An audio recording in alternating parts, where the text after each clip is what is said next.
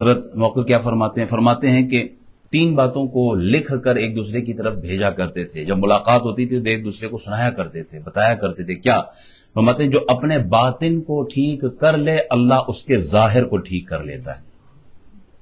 جو اپنے اندر کو ٹھیک کر لیتا ہے اللہ اس کے باہر کو ٹھیک کر لیتا ہے. ہماری پوری توجہ باہر پہ ہوتی ہے، ہماری پوری توجہ باہر ظاہر پہ ہوتی ہے. بوٹ پالش کرنے، کپڑے استری کرنے، بال بنانے، شیمپو والا قسم، داڑھی کے بال، سر کے بال، مونچھوں کے بال ہیں، ہمارے 6 پیک نکلے، ہمارے کپڑے اچھے ہو، ہماری باڈی، ہماری پوری توجہ اس طرف ہوتی ہے. وہ کیا فرماتے ہیں؟ جو اپنے اندر کو ٹھیک کر لے اللہ باہر ویسے ٹھیک کر لیتا ہے.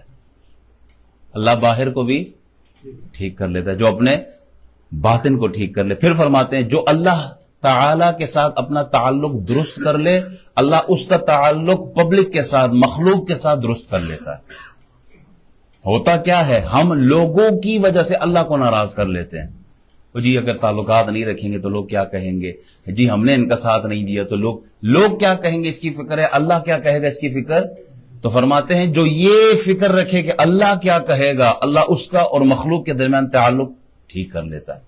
تیسری بات فرماتے ہیں جو اپنی آخرت کے لیے عمل کرے اللہ تعالیٰ اس کی دنیا کے لیے کافی ہو جاتا ہے.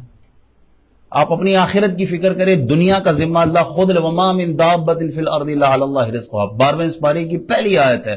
رزق کا ذمہ اللہ نے خود اٹھا لیا ہے. ان اللہ هو الرزاق ذو القوۃ المتین، اللہ خود فرماتا ہے.